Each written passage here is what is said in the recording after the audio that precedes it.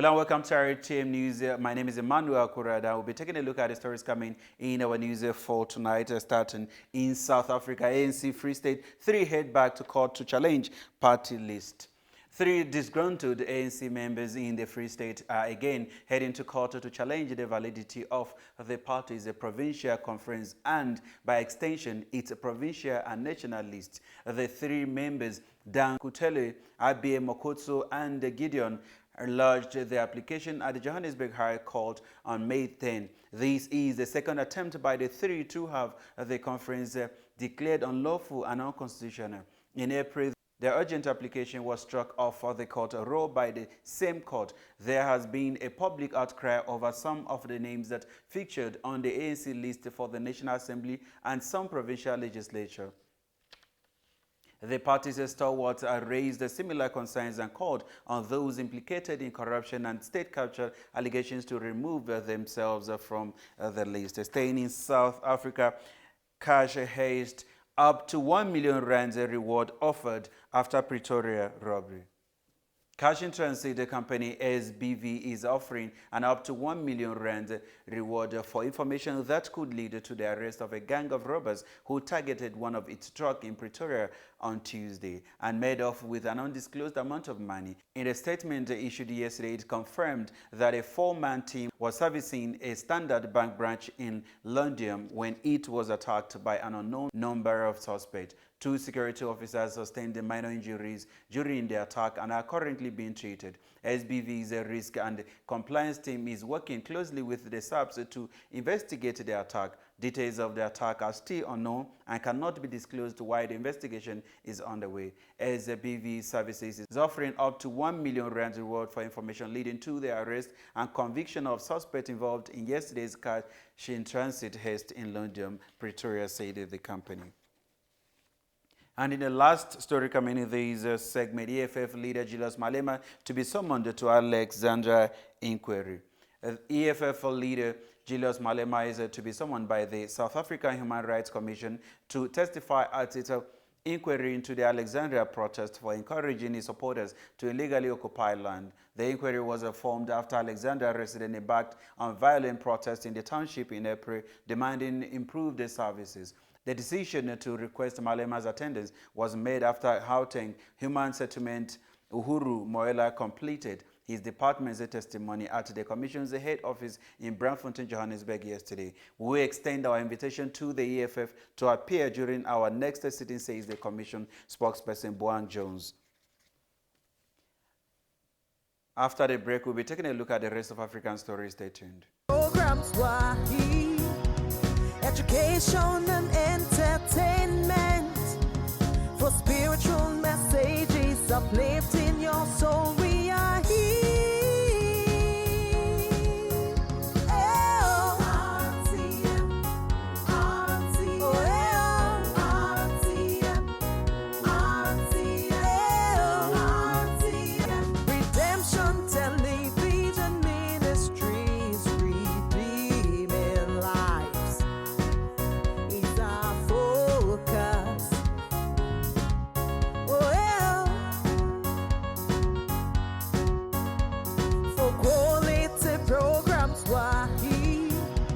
Education and entertainment, for spiritual messages uplifting your soul. We are here.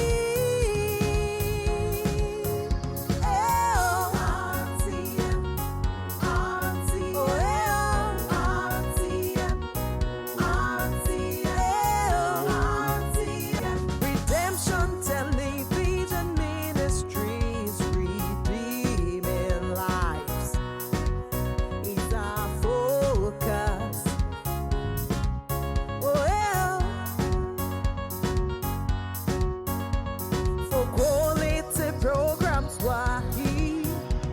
Education and entertainment, for spiritual messages uplifting your soul. We are here.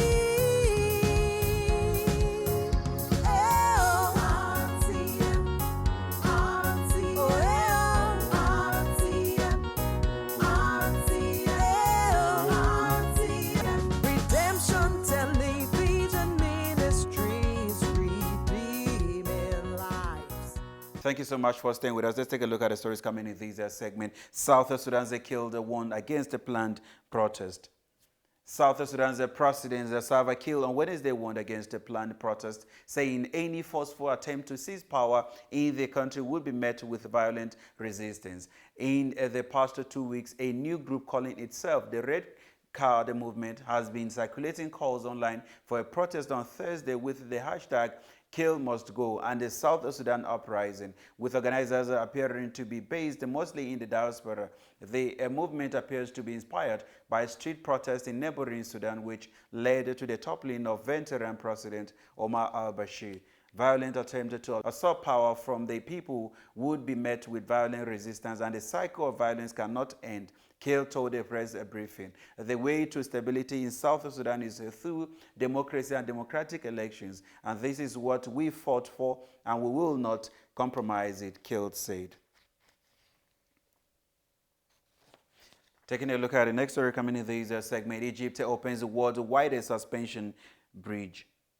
Egypt yesterday opened the world's widest suspension bridge across the Nile in what is one of a series of military-led mega projects designed to improve infrastructure and provide jobs. The bridge, which crosses the Nile just north of central Cairo, is a key link in a highway stretching from the Red Sea in the east to Egypt's northwestern Mediterranean coast, and is meant to help reduce the congestion in the capital. Traffic grounded to a halt in parts of central Cairo on Wednesday morning as President Abdel Fattah al-Sisi traveled to open the bridge with ministers and military generals. At its widest, the bridge has 6 traffic lanes in each direction and measures 64.3 meters 222 feet across. A regional director for the Guinness Book of World Record present at the opening said that makes it the world's widest suspension bridge.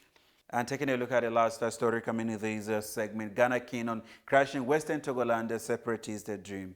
Ghana's security forces say they are not taking any chances as they deal with a revolutionary separatist movement seeking to forge a new West African nation. A joint police and military operation cracked down this month on a group that said it was preparing to declare its own nation in the eastern Volta region bordering Togo. Soldiers blocked roads and stormed houses, arresting 89 people across the region, most of them around the town of Ho, 150 kilometers northeast of Ghana's capital, Accra. We are not leaving anything to chance, said the Prince Dogbatse Volta Regional Police spokesperson. We are on high alert to protect the territorial boundaries of Ghana, he stated.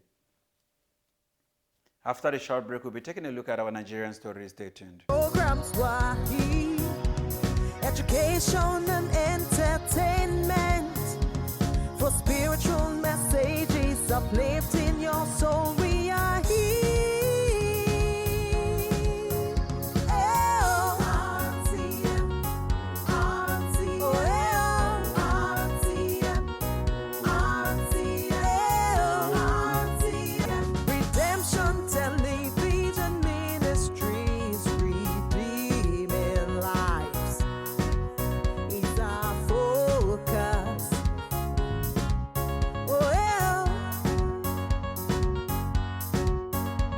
For quality programs, Wahi, education and entertainment, for spiritual messages uplifting your soul. We are here.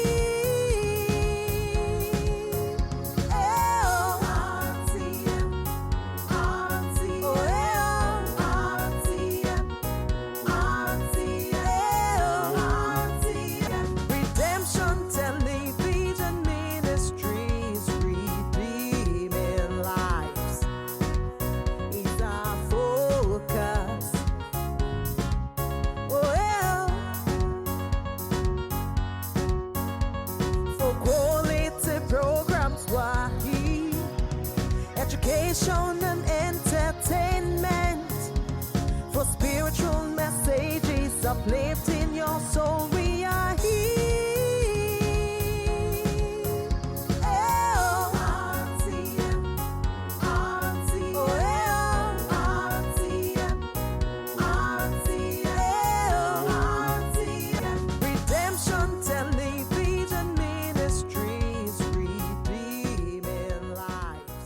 Thank you so much for staying with us. Let's take a look at the stories coming in this segment. Buratai says, poor losers backing bandits. Government sees 8 in Zamfara.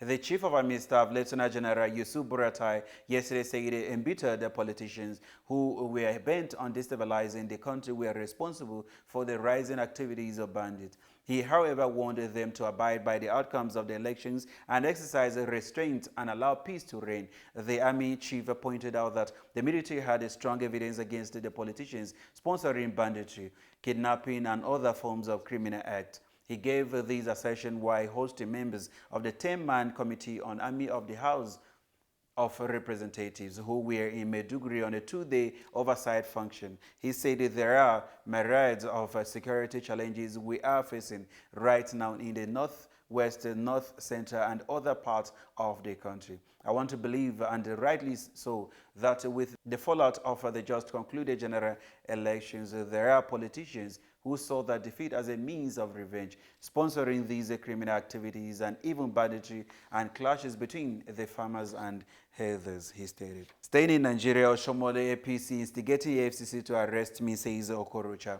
Governor Rochas Okorocha of Imo State has accused the national chairman of the All Progressive Congress, Adams Oshomole, and other leaders of the party of instigating the Economic and Financial Crimes Commission and other law enforcement agencies to arrest and detain him. Okorocha stated these in 2 separate fundamental rights enforcement suits before the Federal High Court in Abuja, adding that the anti-corruption agencies had been directed to arrest and keep him in detention as soon as he handed over as governor on May 29. He said he had received no fewer than 25 invitations from the anti-corruption and law enforcement agencies in purported investigations of projects executed by the state government in a bid to find some materials to justify their conclusion that he is guilty of corrupt practices. Taking a look at the last story coming in this segment, Atiku PDP doing everything possible to sabotage Buhari's government. The federal government has warned the People's Democratic Party not to derail the country's democracy through its brand of opposition politics. The AFG claimed that the opposition party and its presidential candidate, Alhaji Atiku Abubakar, were desperate for power, as exemplified in what the government called unpatriotic utterances lately. Minister of Information and Culture, Mr. Lai Mohammed, gave the government a position while speaking with a State House correspondent at the Presidential Villa Abuja yesterday. Mohammed claimed that Atiku and his party were doing everything possible to frustrate the Buhari's administration. The minister said the federal government has strongly decried the increasingly unpatriotic and desperate opposition politics being played by the PDP and its presidential candidate, Alhaji Atiku Abubakar, warning that such dead-end opposition could be toxic for the nation's democracy if left unchecked. After the short break, we'll be taking a look at our international stories. Stay tuned. Programs Wahi, education and entertainment, for spiritual messages uplifting your soul. We are here. RTM, RTM, RTM, Redemption Television Ministries, redeeming lives is our focus.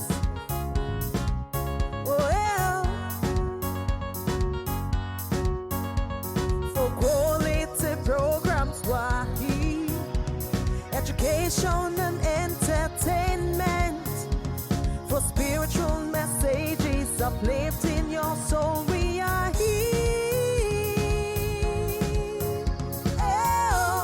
RTM, RTM, RTM, Redemption Television Ministries, redeeming lives is our focus.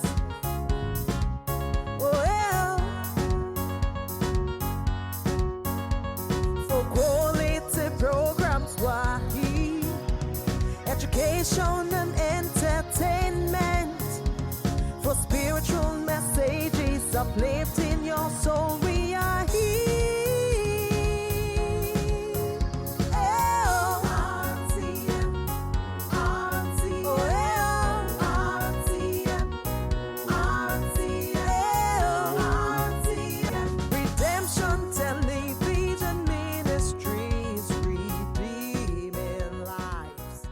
Thank you so much for staying with us. Let's take a look at the stories coming in this segment. Guatemala's court ruling all but extend ex-prosecutors' elections hopes. Guatemala's top court yesterday rejected an appeal to clear the way for a former Attorney General to seek the country's presidency next month, all but ending her chances of competing. By a vote of 6-1, judges on the Constitutional Court threw out an appeal by the party of Emmy Akura Adaa to overturn a decision last month by Guatemala's electoral tribunal to revoke her candidacy for the presidential election. A court spokesperson announced the decision. The electoral tribunal based its decision to block Adaa on the ground that she is facing accusations of financial wrongdoing during her time as Attorney General. Adaa has rejected the allegations and said they are politically motivated. Other pending appeals relating to her electoral bid could theoretically offer her a way back to the contest. Staying in this segment, helicopter crashes into Hudson River in New York, injuring 2. A helicopter crashed into the Hudson River in New York City yesterday, shortly after taking off from Manhattan, causing minor injuries to the pilot and a dock worker. Police and the fire officials said. Dramatic video footage of the incident shot by witnesses and posted on social media showed the helicopter spinning seemingly out of control over the Hudson near 30th Street before plummeting into the water. Relieved to report there were no deaths or serious injuries after a helicopter incident on the Hudson River. Thank you to our first responders for your quick action, New York Mayor Bill Blasio said on Twitter, urging residents to avoid the area. New York police officials told a news conference that the 34-year-old pilot suffered an injury to his left hand. No one else was on board, he stated.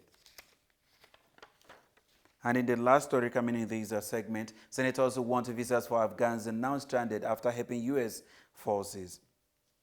Republican and Democratic U.S. lawmakers on Wednesday revived an effort to provide visas to move to the United States for Afghans who worked for Americans during the long war in their country and are now stranded. Their lives are at risk due to that work. The bill would provide 4,000 special immigrants visas for the rest of the federal fiscal year ending on September 30 and also try to address obstacles that have prevented Afghans from getting visas under previous past legislations. National Public Radio reported on May 1st that President Donald Trump's administration had cut by 60% the number of U.S. visas provided to Afghans who risk their lives assisting American forces.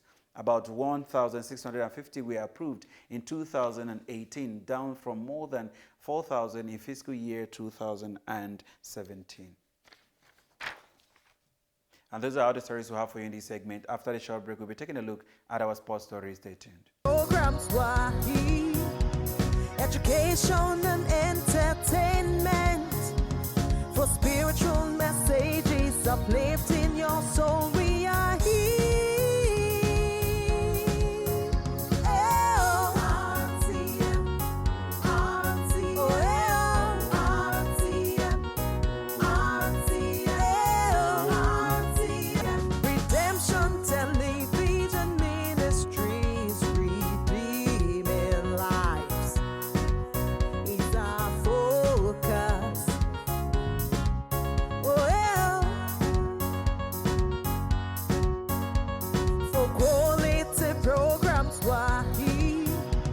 Education and entertainment for spiritual messages uplifting your soul. We are here.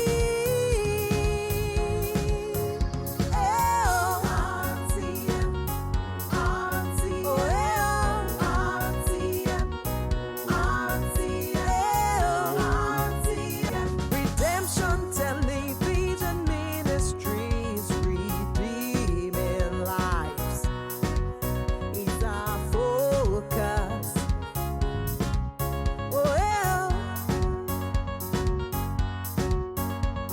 For quality programs, Wahi, education and entertainment for spiritual messages uplifting your soul. We are here.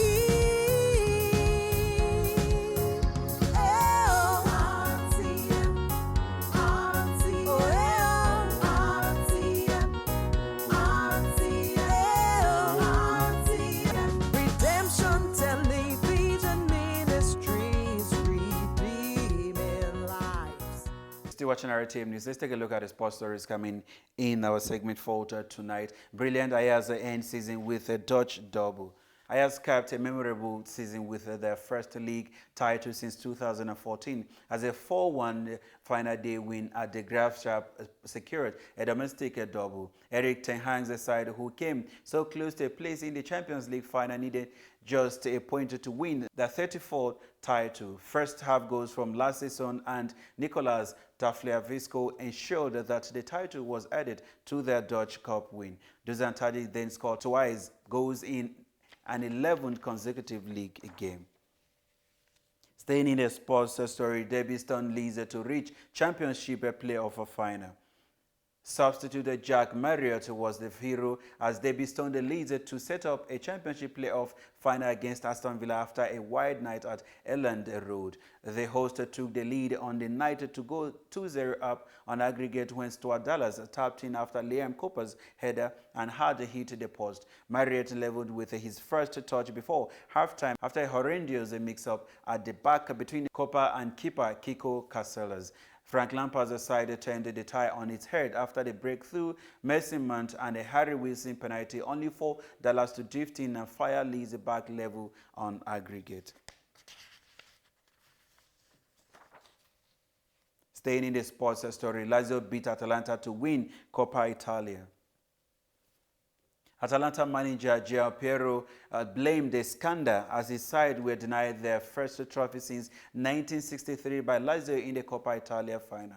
Marta De Roon's shot hit the hands of defender Bastos, but no VAR decision was given. Before Sergio Milinkovic, Savic and Joachim scored. Are we meant to only use VAR when it's handy? It was a penalty and a red card, the coach said. This is a scandal. Tell me why it happened. Give me some justification. The game was goalless when former Middlesbrough midfielder De Roon's shot was deflected onto the post by the hands of Bastos, who had already been booked.